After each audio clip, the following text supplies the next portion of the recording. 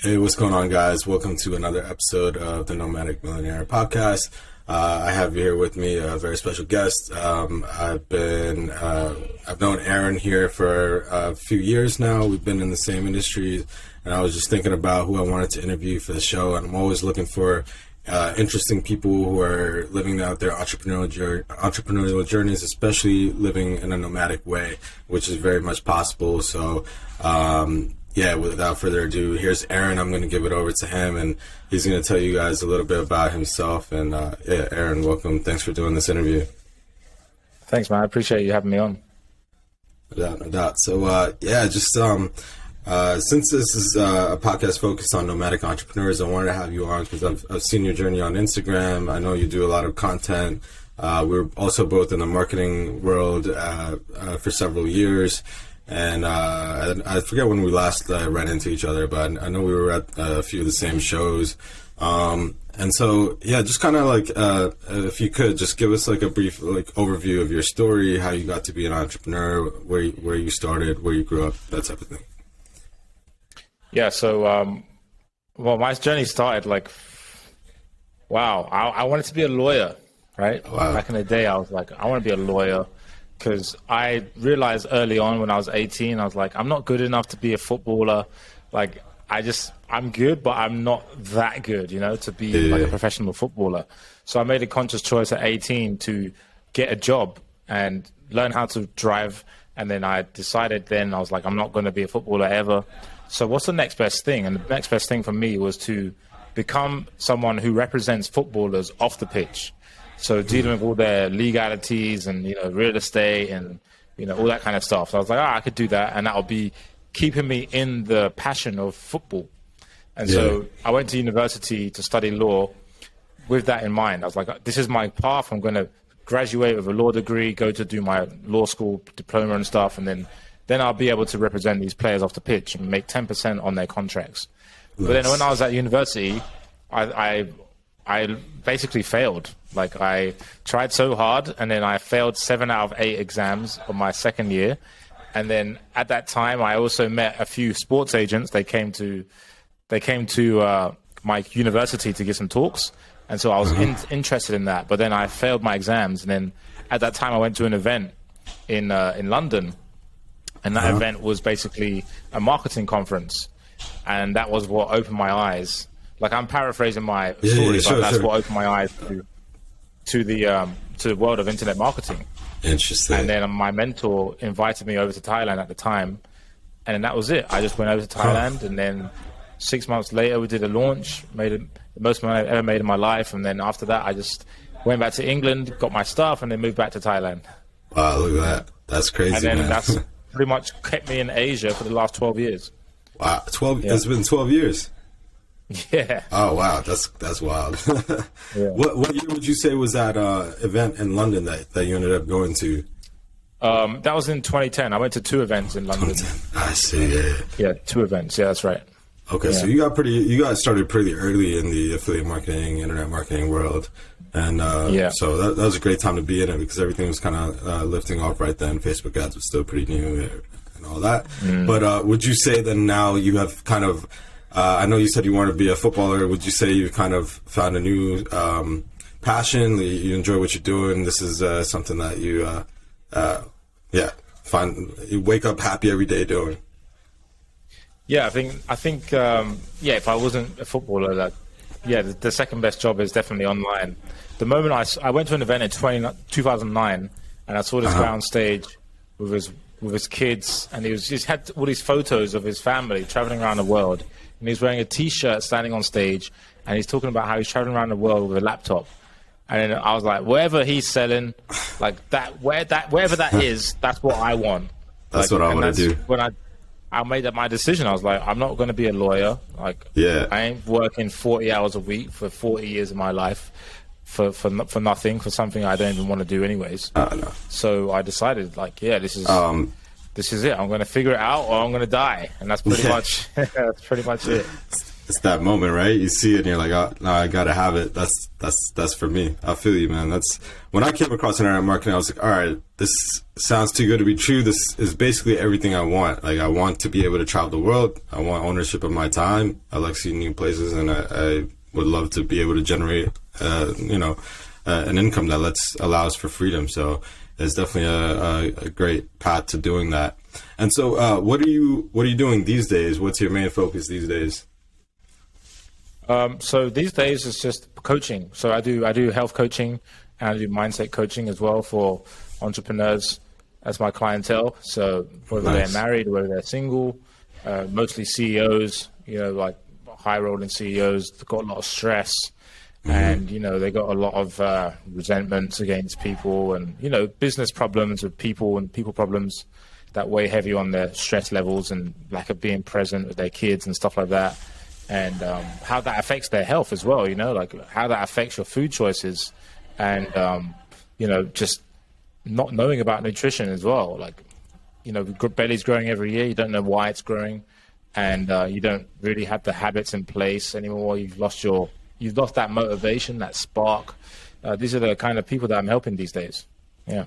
Interesting, man. And I think that's really sorely needed, right? As we grow into the society where that kind of gets left on the back burner, with everybody like trying to, keep up or keep getting ahead. They kind of forget what matters in the first place is their health, right? And so, and a lot of business success, like, would you say it starts off with one, health for sure, and then also like mindset. Do you see that as like a big, I would imagine you see that in your clients, like mindset is such a big factor in success. So yeah, for sure. And a thing that I find a lot is the comfort that comes with succeeding at, like, let's say like you set out to achieve working 1 day a week in your business, and you achieve that, right? And then now you're like, oh, I got all this free time, and all of a sudden you're comfortable. And so you kind of like lose that hunger that you once had. And my job is to like reignite that fire in these people, and also get their mind right, because it starts with that, right? Like, for example, let's say one guy, like he had a belief since he was 8 years old that he couldn't lose weight, and he wasn't even aware that he had that belief, and he was wondering why nothing was working for him. Well, we helped him realize that he has that belief, and so that's why subconsciously he believes that. So nothing he tries will work, because he'll ruin any progress he makes, because he believes it's not going to work because he's meant to be fat. So it's like rewiring that belief, like figuring out where it came from, and then telling yourself a different story, changing the story to change their life, essentially. And that's a lot of the work that I do with people. That's wild. It's so crazy how like a belief structure, like even one limiting belief, could really affect a person's performance, their life. So it's really like deep work that you're doing there that allows these changes to happen, right? So it's cool to see someone out there doing it, because it's definitely needed. But you did mention like, how do you take somebody that's, say, they've had all the success and then they're kind of like, they're not so motivated anymore? How do you take somebody that's like a multimillionaire and light of the fire again? Is that something you said you do, right? Yeah. Cool. So that's multifaceted, right? So it's a lot to do with accountability. Like, they just don't have anyone that's holding them accountable, first of all. And then second of all, it's like getting them back into the state where they were hungry. So that's a lot of work as well. It's like, when were they hungry, and what were they fighting for? And helping them realize, like, what can they fight for now, right? So there's always something, and maybe they don't even want that. Maybe they were motivated from a place of lack instead of a place of love. So maybe like that's why they're not feeling the motivation now, is because they were coming from this place of like, oh, I need to prove something to someone in order to achieve this, rather than what I want to create. Like, I love who I am right now. What I want to create in the world, right? And coming from that place instead. And some would argue that there's not much hunger that comes from that, but there is, when you really get deep with it and really get in touch with like your reason why. Because a lot of entrepreneurs, they're motivated by people that telling them that they couldn't do it, so they want to prove people wrong, and that's just the wrong motivation. Like, it will get you far, but then you won't really like yourself when you realize that no one actually cared anyway. you know. So it's like, you gotta accept yourself first. Yeah. And this is what I'm doing in Bali. This is my own work that I'm doing on myself. Is just learning to like peel back the layers and just really accept myself and love myself. Which it sounds really cheesy, right? But ultimately, like if you're beating yourself up, you're talking badly about yourself to yourself. This is like a lack of self-love, and it shows in everything you do. Like, you know, you're hard on yourself and all this stuff. Like, it doesn't matter about your outwardly success. It matters about the success that you have within yourself. Like Tom Bilyeu said it best. He said, all that matters at the end of the day is how you feel about yourself when you're by yourself. And so if you don't feel good within who you are, then it doesn't matter what you achieve, because you won't feel good about it because you don't feel good about who you are. And so a lot of my work is getting these guys to feel good about who they are, and then all of a sudden their mojo starts coming back. They start feeling confident again. They start trusting themselves, and this is like a self-fulfilling prophecy. It's like it layers on itself, right? Like the more we go deep within, the more like they start feeling more confident. Because the worst thing is to achieve all the success you want, but have the lowest level of confidence in yourself. You know, that's crazy. That's probably not a good feeling. You get there and you're just not satisfied. It was all for nothing, you know? Right. Or it was all for, like you said, it was all for other people. It wasn't from a place of love, from creation, from creativity. Interesting. What's one thing you would say, or you could say, is it would get someone to, I guess, like you mentioned, feel good about themselves rather than love themselves. Like, I don't know if you could go into like one exercise you give somebody to do that, like to be like, do you have an example, or is it more like personalized? I have one.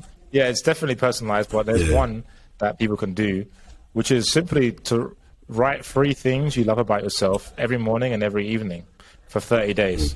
So at the end of the 30 days, you'll have 180 things that you love about yourself.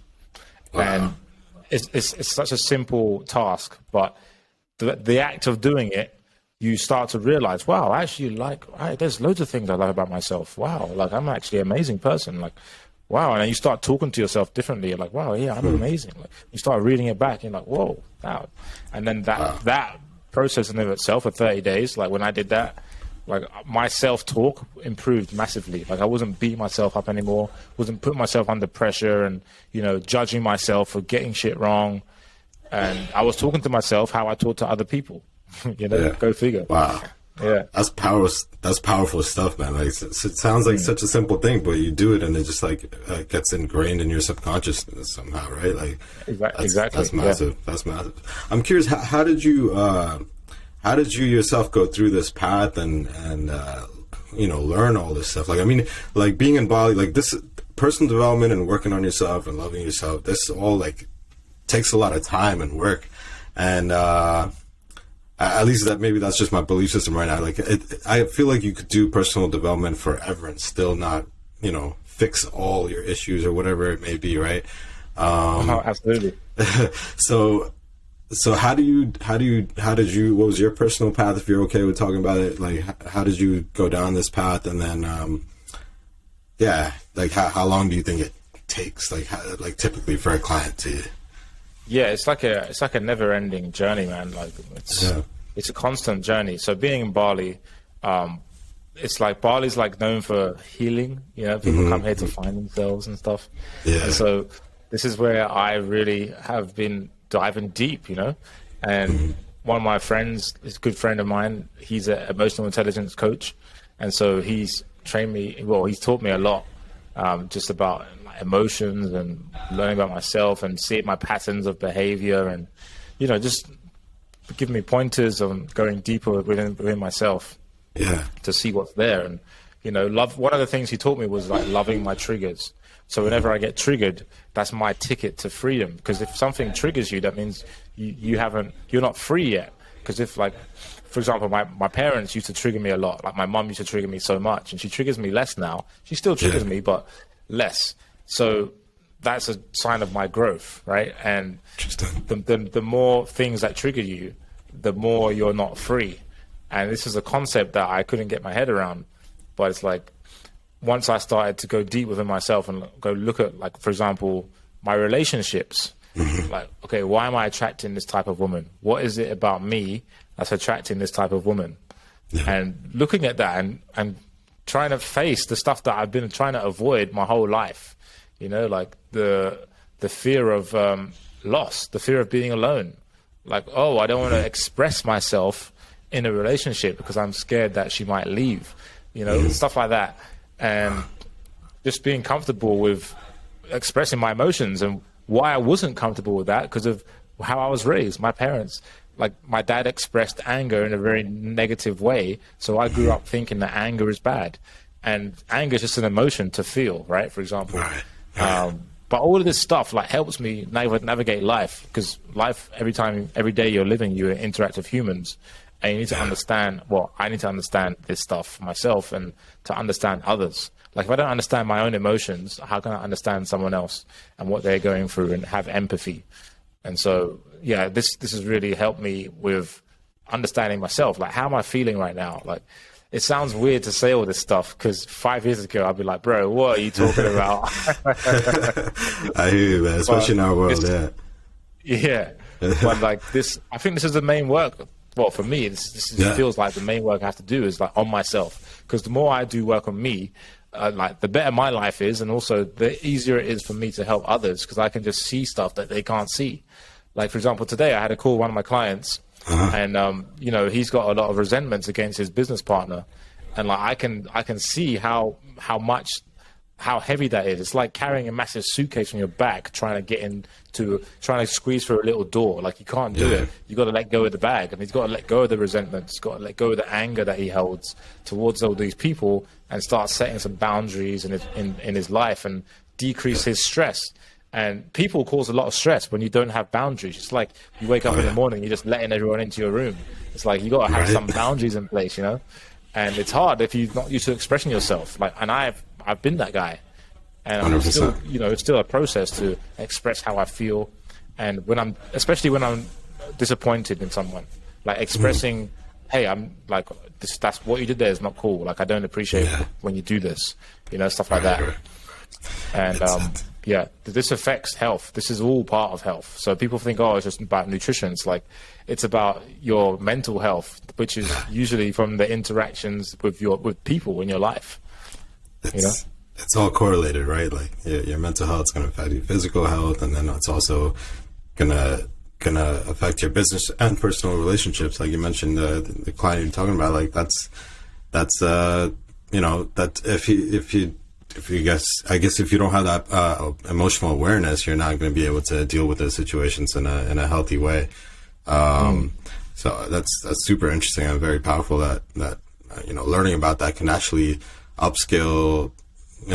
Learning about your internal emotions can actually help you in all types of relationships, right? And like I would imagine when you work with these clients, let's say either on I want to ask you about the client that you mentioned, that if someone has like a certain amount of weight to lose or whatever, have you seen once they've achieved those weight loss goals, their success in other areas of their life has also improved? Like, let's say, do you have an example of somebody like lost a ton of weight and then their business also improved or something like that?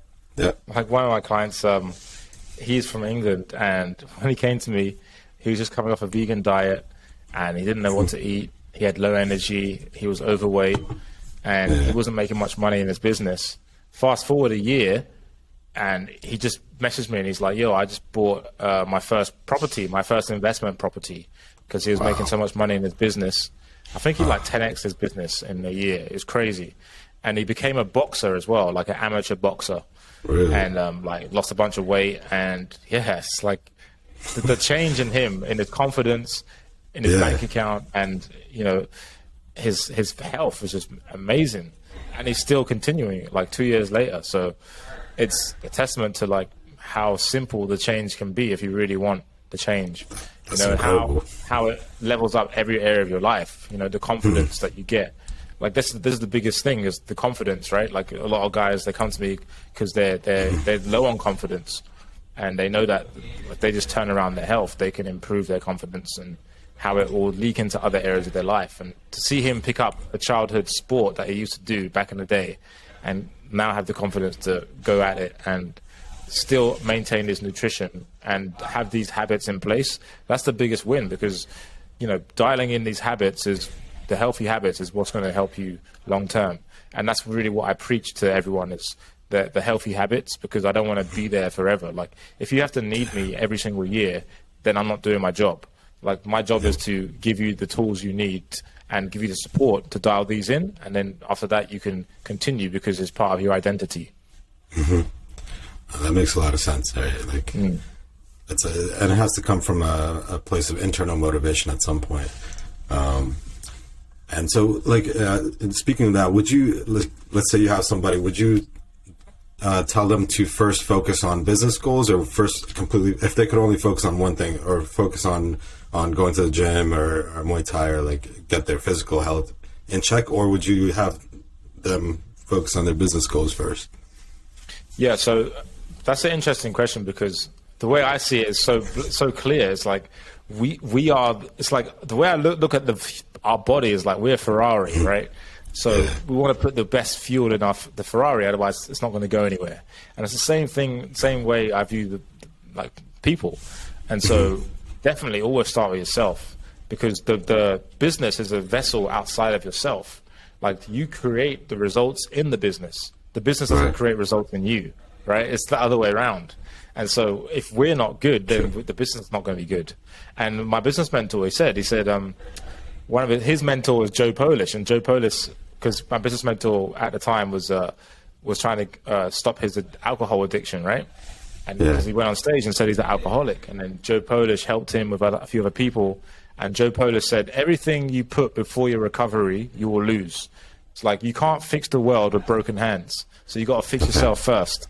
And I remember that, because that's so profound. That's so true. Like, you have to fix yourself first, then everything else will happen. So yeah, always start with yourself. Then the business will start to, you'll start to reap the rewards in your business. And a lot of entrepreneurs, they literally can't wrap their head around this concept of, if I focus on myself and I do the work on me, you know, go to the gym, eat well, sleep well, and have healthy relationships, and, you know, do some work on my emotions and stuff like that, then I'm going to be better for my business. Like, I'm going to be sharper. I'm going to have more focus, more productive, more energy. Like, they just can't wrap their head around it until they experience it, and they're like, oh, fuck, this is what he meant. Yeah. This makes so much sense, man. And I'm kind of guilty of that, like, because sometimes you think, oh, like, if I do that, I have, like, then FOMO of, like, oh, I could be working on my business. Could be, like, if I'm for sure. you know, or I'm doing all this time meal prepping, and I could be working on my business. Why not just get rich first, and then I'll have all this time to then go to the gym and get a six-pack and all that. Like, it's always, you know, somehow your mind always tells you that, but it's definitely the opposite, you know, or I guess entrepreneurs should just try it the other way. So, it's always comes from the inside. Like you said, it's a Ferrari. Take care of the Ferrari first, and then you'll see the results. But I did what you said, though. That's a very common pattern of thinking. It's like, oh yeah, I can just, like, why am I spending all this time doing meal prep? I can just go and work. Like, yeah, of course. Yeah. And I did that for 27 years, man. And, you know, you can get some success doing that, but, like, you're not going to get that maximum level of fulfillment that you want, because, okay, yeah, now, like, you got the money, but now you're like, oh fuck, I'm like still out of shape. Like, and now you got to work on that. And it's like, it seems like it'll be easier once you get the money. But then once you get more, that's the thing, right? Like, it's the more syndrome. It's like, once you get more, you want more. So you always want more. So it's like, I think that once I get money, I'll work on my health. But then once I get money, I'm going to want more money. And then I'll tell myself the same story, and it just keeps going, and you never actually work on your health.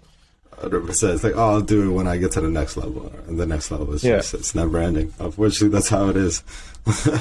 So you just gotta, like, you gotta actually make it a priority, I guess. Be like, hey, like, no, this is a routine. I'm gonna go to the gym every day, every other day. Like really fix it into a routine and make sure it doesn't slip away. To the point where it becomes a healthy addiction, where you're like, fuck, I need that feeling at the end of the workout is great. I need that. Right. And so honestly, I got to say, it was so much easier when I was living in Thailand to have that environment, because everybody's eating healthy, everybody's going to the gym, and I definitely missed that. I had like a personal trainer. I was going 3-4 times a week, and it's like, and then also you can live a lot more affordably out there, so you can have somebody cooking your meals for you. and a trainer is not as expensive as it might be in New York City or London. So there's definitely pros to being out there. I guess if you're trying to do like a self-development stint, like just maybe go out there for 6 months, work on yourself. And now like it seems like a lot of people are doing that, like with the world going remote, and people going to like Mexico and Thailand, Bali. How do you find that movement now, and how do you find living there in Bali? I think you mentioned you have somebody like a personal chef, and like what is that life like, and do you miss being in the UK? I miss my family in the UK, but apart from that, like, nah, man, being in Bali is the best. I can't really think of anywhere else that comes close. Like, Thailand's cool, but Thailand doesn't touch Bali, in my opinion. The people here are just amazing. Like, the Balinese people are the nicest people I've ever met in my life. And the chef, like, I've had a chef for a year now. It's like freed up so much of my time. I have a maid cleans my room 6 times a week. Like, wow. It's just, man, the lifestyle here is just, I feel like Tony Montana. I can imagine, man. That's the dream right there. That's awesome. I mean, it just also frees up so much mental, like, time, right? Like, you don't have to think about these things, so you can focus on the stuff that you actually want to focus on. And the craziest thing is I manifested this from when I was a kid, because I remember, like, cleaning my room and, like, vacuuming the house every Sunday. And I was like complaining the whole time to my mum. I was like, fucking bullshit. I ain't fucking doing this bullshit ever again. She's like, you better get rich so you can, hire someone to do this for you. I was like, yeah, I fucking will. I'm like, fuck this shit. That's amazing motivation right there. Yeah. Yeah, thank mom for that. Yeah. That's too funny. Yeah. So how are you liking Bali right now? Like, how's Bali right now? Are you seeing a huge influx of people coming in? Like, is it getting like really Bali's crazy?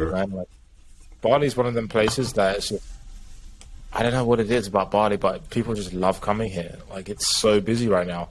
Yeah. And it's interesting because I've been here throughout COVID, and it was like super quiet, right? Like, you could go to the waterfall, no one would be there, and now it's like completely the opposite, which kind of sucks. But apart from that, it's still good. Nice. Well, Bali camp, it's still a pretty decent place to be. Yeah, I'm thinking about maybe doing the winter there or in Thailand. Probably Bali to switch it up. I was in Koh Phangan. It was similar. I was there during COVID times. It was super serene. Beaches were empty. It was really nice. And now I'm hearing the same thing. It's like very, very crowded. Like difficult to get anywhere. And I know you guys have that one famous road that's like always tons of traffic on. What's it called? The shortcut. Yeah. I always hear about that. So it's been a while. I went to Bali in 2014. I'm sure it's changed a ton. Back then, Canggu wasn't even a thing, and now it's like the place to be, right? So, yeah, man. No, this is super interesting. So, is there anything what's your vision? I guess if you don't mind, or do you have any interesting goals or visions for the next 5 years? Would you still see yourself in Bali, or what do you want to accomplish? Yeah, I've been thinking about this recently, man. Like, my friend asked me this. He said, where do you see yourself in 5 years? And I know that question. And 5 years ago, did I see myself living in Bali full time? Nah, probably not. I was in Korea 5 years ago, and I was in Thailand. 5 years into the future from here, I don't know where I'll be living. Maybe I'll be living in Bali. Maybe I'll be living somewhere else. I don't know. But what I do know is that I'll be still doing my coaching. I'll be doing even more coaching, helping people, having more coaches in my company, help coach people and really help them transform, because that's what people need. People need transformation. They don't need more information. They need transformation. And that's I think my gift is to the world is I'm doing my own podcast, and I'm also helping people with the coaching and helping them really uncover the limiting beliefs that they've had, the fears that they have, and helping them move past these things so they can live the life that they want. And I think there's nothing more rewarding than that, than seeing someone who, like I said earlier in this call, like that client I spoke about, seeing him, not knowing what to eat and not having much confidence, not making much money, and then changing his life around, turning his life around. Like, seeing that and witnessing that and knowing that you had some sort of small role to play in that transformation, that's nice to spend your days doing that, you know. And the more people I can help doing that is the better. So when you say goals, I'm just like, yeah, it's more, you know, like I was talking about more, just more of this, you know, more of this, and in a more systematized way. And yeah, man, just more work on myself, you know, going deeper with myself and mastering myself even more, because my mentor always says, like, know thyself is the number one rule of the world. It's like, if you know thyself, then if you know thyself, you know the world, or something like that, right?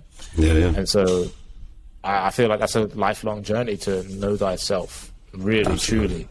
Like, being so self-aware that people can't tell you anything about yourself that you don't already know about yourself. And yeah, and it's like I'm almost to that point where there's nothing you can say to me that I'm not like, yeah, you're right. Like, anything you perceive in me, like, that's another thing I learned from my acting coach. He said, you have to know who you are, and you have to know how you're perceived.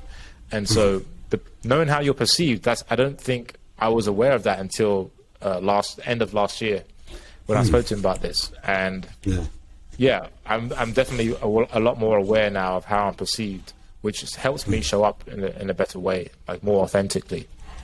Interesting. Yeah. And so my goals in the 5 years, it's more of the same, and I want to do more real estate as well. More real estate. So that's a big goal, like multifamily real estate. And I'm thinking about America, so it might be going to America. Yeah, that's like my end goal, like multifamily real estate. Like, I love everything that Grant Cardone preaches about that, because he's all about that. That makes perfect sense. That makes perfect sense. Like, would you say that's more of an interesting place to invest than Bali right now? I mean, I'm sure people were buying up real estate in Bali. Yeah, the thing about I don't know. I just don't know enough about investing in Bali, and yeah, investing in America is kind of different because it's like it's proper established multifamily apartments, whereas in Bali, I'm not sure if they have that, and I just don't have enough knowledge for this market. I mean, I do, but then I don't. You know what I mean? Like, I like that what you said about like just more of what you're doing. It seems like you're in a really good place, and you know. It's about fulfillment, and this work fulfills you, and I would imagine this work. It's not so much about the money anymore, right? It's like, you'd rather do this because it's more fulfilling. Of course, it's like it's a business, but I think you're potentially at a point where it's like you follow more of what's coming from the heart and what's more alive for you than, like, say, stats on a campaign, like in the affiliate marketing days, right?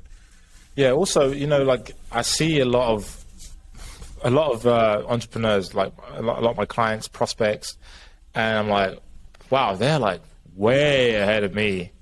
But when they speak to me, they're like, wow, I thought I had a lot of problems. You know, like, they got way more than me, and it's like the grass. We always think the grass is greener. Like, I spoke to a guy the other day, and he works 1 day a month. And he's achieved all of his dreams in his business, and he's bored out of his mind.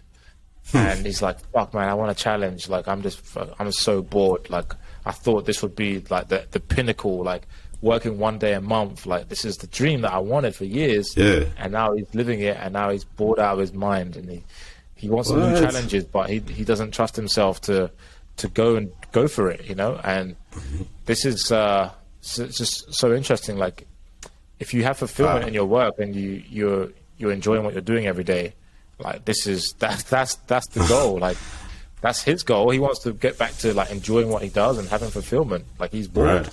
Wow, so, that's so hard to believe, man. I would think, like, once you reach that point, you're like, you're good. Like, what else do you want? Like, I can't imagine being, like, feeling bad about, or, like, bored. Not to, you know.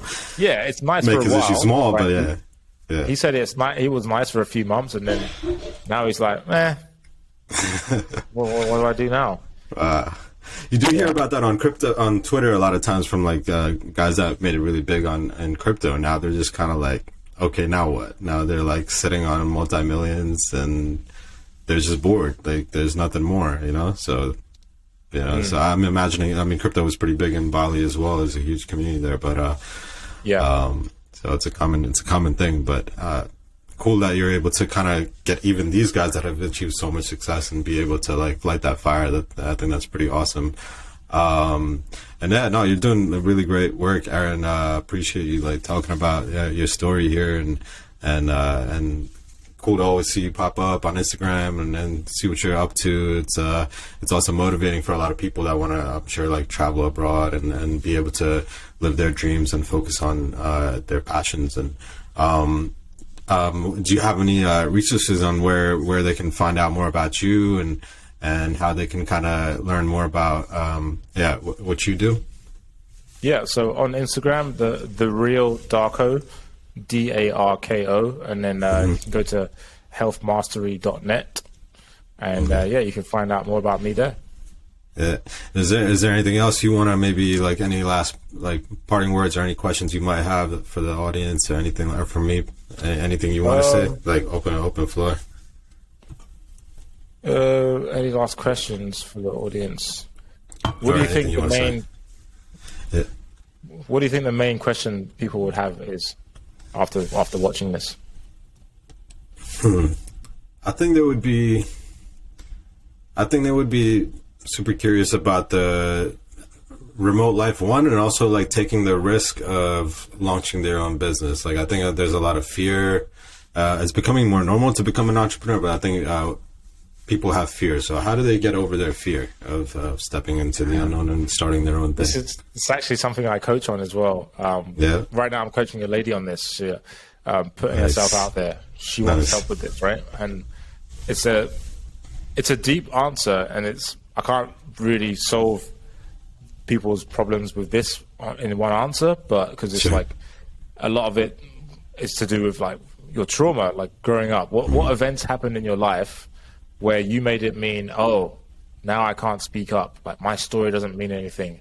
I should be quiet. I'm not worth listening to, right? So there's events in our life that have happened where we assign these meanings to it. So now when we're an adult, we want to put ourselves out there. It's like, oh, I can't do that. And also another thing is the judgment, right? The more we judge others, the more we are scared to do the thing that we're judging others for. So if I'm judging people that are out there running their own business, and I'm judging them, I'm actually building up a bigger fear to doing the very thing that I want to do, which is start my own business, because I'm judging everyone else who's starting a business. And so people have to be aware of that. Right, they have to be aware of the projection of their fears onto others. Because for years, like I was judging people that went to the gym. I was like, oh, that guy who lives in the gym, he's going to the gym 2 hours a day, 5 days a week. I could never do that, right? Yeah. And that's why I was scared of doing the thing. I was scared of going to the gym because I was judging what I wanted. So people have to be aware of that. And also, like, they're the events in their life that have created stories that are not serving them, of why they can't put themselves out there. You know, why it's scary. And it is scary, right? But you got to just take the leap. And ultimately, when your pain is greater than your fear, that's when you'll take the leap. And some people just got to get to that place where they're sick and tired of being sick and tired. And for some people, it's close. Some people, it's just very far away.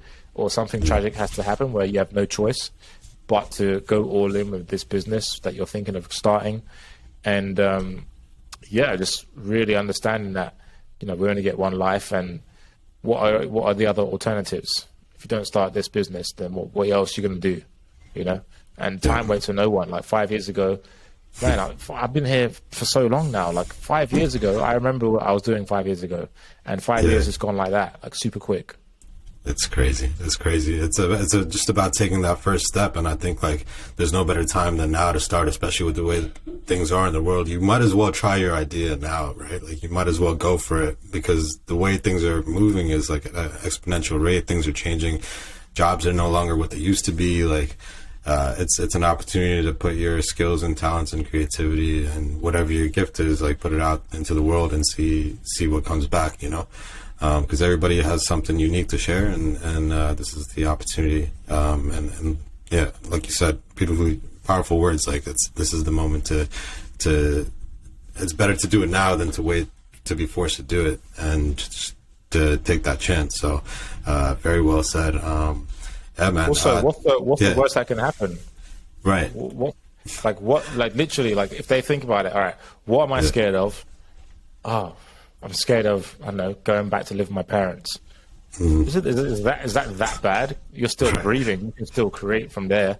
You know, like what's the worst case scenario? And will that kill me? No. Yeah. Okay. So what can I do in that worst case scenario? If that was to happen, all right, I could still figure it out. Okay, cool. Let's go for it. That's not so bad. And usually it's not as bad as people imagine it to be, right? Like it's the worst case scenario is not typically. And that's another thing. They're looking happen. at it from, I used to do this too, looking at it from what's going to go wrong versus what's going to go right. Yeah. Like what could go right? Well, we always look at it from fear because our brains trained to survive for survival, right? So we're always looking at it from like, what if that happens? No, what if this great thing happens? What if all these great scenarios? What if that happens? But we're always trained to move away from pain rather than to gain pleasure. So I understand it. So it's a huge mindset shift if you could just take yourself from like what could go wrong to what could go right. That just puts you in a more positive pattern right away. And I imagine that would change the course of your life if you maintain that for sure. So that's really interesting, man. It comes down to like what you said, like mindset is such a big thing, and I think that's what's really going to take people forward in their lives and their professions and what they want to do, especially as entrepreneurs. So thanks so much for sharing that, Aaron. This has been some really wise advice and like really interesting stories. So I appreciate you coming on here. I know it's late out there in Bali probably, and thanks for staying up and sharing your words. And I'm sure people are going to get a lot out of this. So, and yeah, hopefully link up in Bali at some point, or if you're ever in the US, like give me a shout. Thanks so much, man. I appreciate it. Appreciate you being here. Thanks for having me on. Yeah, no doubt. Awesome. Let me just see if I pause that.